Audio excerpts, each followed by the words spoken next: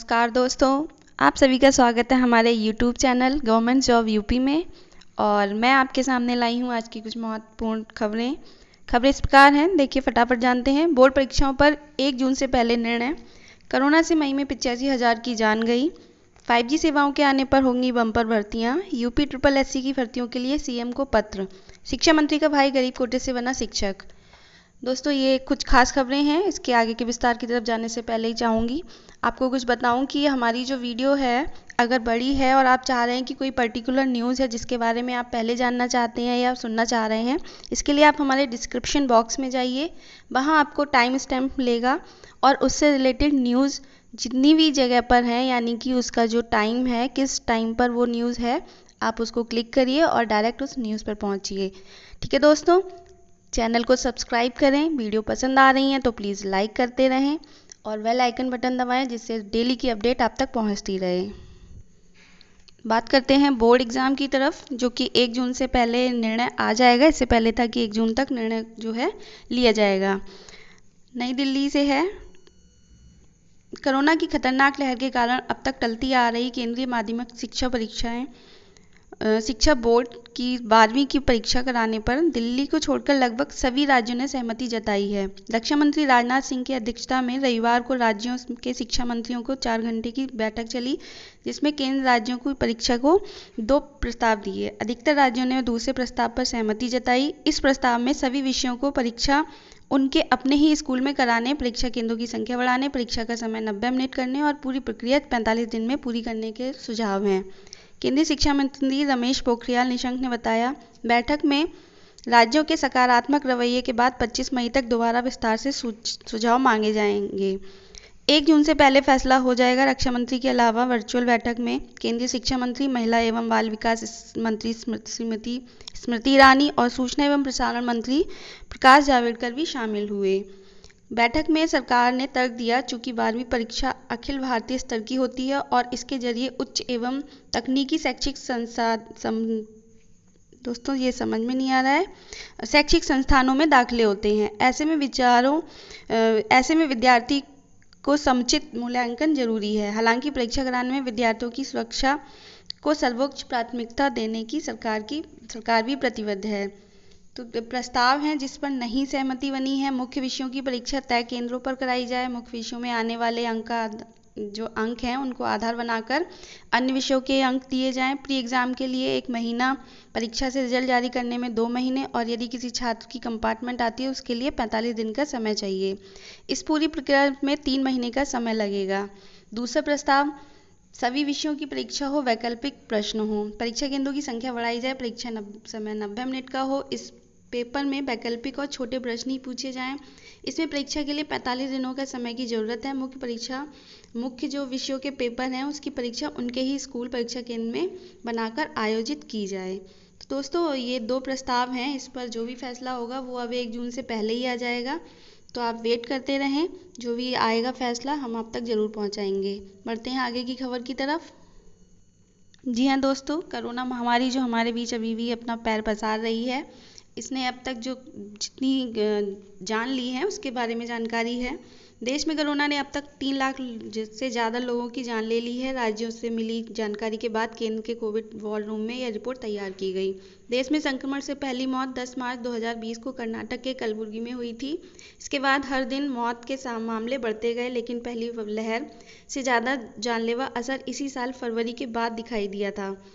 तब से अब तक 1.25 लाख से ज़्यादा लोगों की मौत हुई है। इसी महीने के 22 दिन में 85,000 से ज़्यादा लोगों ने संक्रमण के चलते दम तोड़ दिया। केंद्रीय स्वास्थ्य मंत्री के अनुसार बीते एक दिन में 3,741 मरीजों की मौत हुई है, जिसके बाद जान गंवाने वालों की संख्या 2,99,266 तक पहुंच गई थी। हालांकि रविवार दोपहर तक दिल्ली सहित कई राज्यों से जानकारी मिलने के बाद आंकड़ा 3 लाख पार कर चुका है। मंत्रालय के मुताबिक बीते दिन में संक्रमण के 2,40,842 नए मामले मिले हैं, जबकि 3,55,102 मरीजों को स्वस्थ घोषित किया गया है। इसके चलते 1,18,001 सक्रिय मरीज कम हुए हैं। इसी के साथ कुल सक्रिय मरीजों की संख्या 28,05,399 पर आ गई है। देश में अभी कोरोना से ठीक होने वालों की दर 88.30 और सक्रिय दर 10.57 तक पहुंच चुकी है। तो दोस्तों, संक्रमण बढ़ रहा है या अभी भी ये अब स्टेबल कंडीशन में नहीं है। जो हमारे लॉकडाउन पीरियड चल रहा है, प्लीज़ उसका पालन करते रहें, जिससे कि हम कोरोना को जल्द से जल्द मात करें। आगे की तरफ बात करते हैं। साल के आखिरी में शुरू होने वाली 5G सेवाओं से न सिर्फ इंटरनेट स्पीड में इजाफा होगा, बल्कि अगले 2 साल तक दूरसंचार क्षेत्र में भी बम्पर नौकरियां मिलेंगी।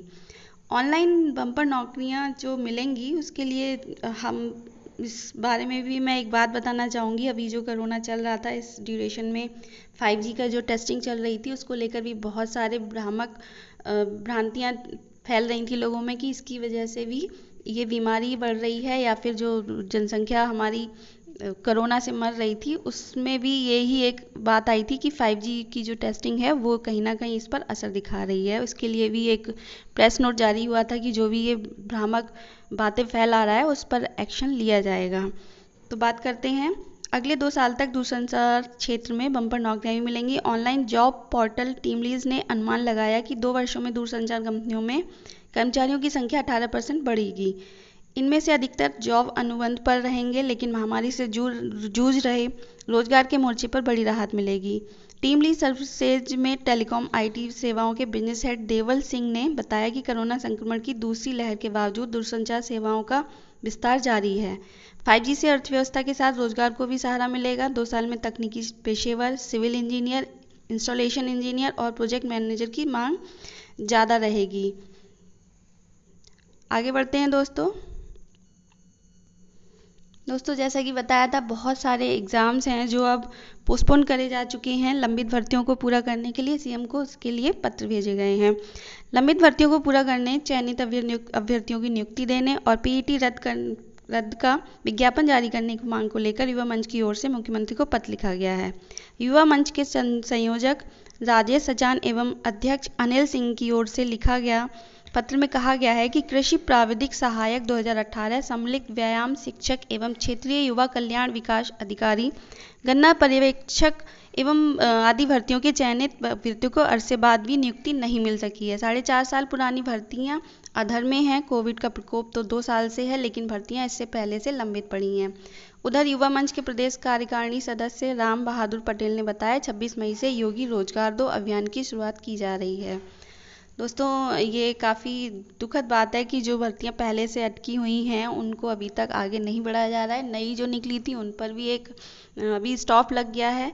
तो ये वाकई में एक अभियान शुरू करने वाली बात है कि लोगों को इससे दिक्कत तो हो रही है, घर पर भी बैठे हैं, टेंशन में भी आ रहे हैं, अब क्या होगा।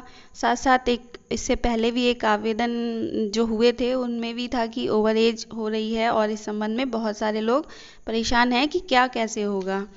आगे बढ़ते हैं, असिस्टेंट प्रोफेसर भर्ती प्रक्रिया अगले साल होने की पूरी उम्मीद। 1 लाख अभ्यर्थियों ने फॉर्म भरे, कोविड के कारण स्थगित। जी हाँ, हमारी जो मई में परीक्षाएं होने वाली थी उसमें प्रदेश के अशासकीय महाविद्यालयों में असिस्टेंट प्रोफेसर के पदों पर भर्ती अगले साल ही पूरी होने की उम्मीद है। उत्तर प्रदेश उच्चतर शिक्षा सेवा आयोग 26 मई से प्रस्तावित लिखित परीक्षा को स्थगित किया जा चुका है। ये लिखित परीक्षा कई चरणों में प्रस्तावित है और इसके बाद इंटरव्यू होना है। इस प्रक्रिया को पूरा होने से 7 से 8 माह का वक्त लगेगा। ऐसे में अभ्यर्थियों की भर्ती प्रक्रिया पूरी होने के लिए काफ़ी इंतजार करना पड़ सकता है। दोस्तों, इस संबंध में हमने आपको पहले भी जानकारी दी थी, आप चाहें तो हमारी पुरानी वीडियो देख सकते हैं। परीक्षा में तकरीबन 1 लाख अभ्यर्थियों को शामिल होना है। ऐसे में कोविड संक्रमण की स्थिति पूरी तरह से सामान्य होने के बाद ही लिखित परीक्षा कराई जाएगी। इसमें बहुत सारे पद हैं जिस पर आवेदन मांगे गए थे, क्योंकि पहले से और भी परीक्षाएं अभी स्थगित कर दी गई हैं। इसके साथ में ये असिस्टेंट प्रोफेसर की भर्ती भी रुकी हुई है। तो आप अपनी तैयारी जारी रखें, जब भी ये एग्ज़ाम होगा आप लोग उसकी तैयारी रखते रहें। आगे बढ़ते हैं, उत्तर प्रदेश के बेसिक शिक्षा राज्य मंत्री सतीश चंद्र द्विवेदी के भाई अरुण कुमार को आर्थिक रूप से कमजोर वर्ग EWS कोटे में असिस्टेंट प्रोफेसर पद पर मिली नियुक्ति विवाद में घिर गई। कपिलवस्तु के सिद्धार्थ विश्वविद्यालय के मनोविज्ञान विभाग में मिली नियुक्ति की आलोचना करते हुए अरुण के EWS प्रमाण पत्र की जांच की है। सिद्धार्थ विश्वविद्यालय के अनुसार नियुक्ति के लिए 150 लोगों के आवेदन किया था। उनमें मेरिट के आधार पर अरुण कुमार दूसरे स्थान पर थे, जबकि साक्षात्कार, शैक्षणिक व अन्य अंकों के आधार पर प्रथम स्थान पर पहुंच गए। इस कारण उनका चयन किया गया। इस नियुक्ति के लिए शनिवार को सोशल मीडिया पर कई लोगों ने अरुण को बधाई दी। इसके बाद से ही विपक्ष के निशाने पर आ गए।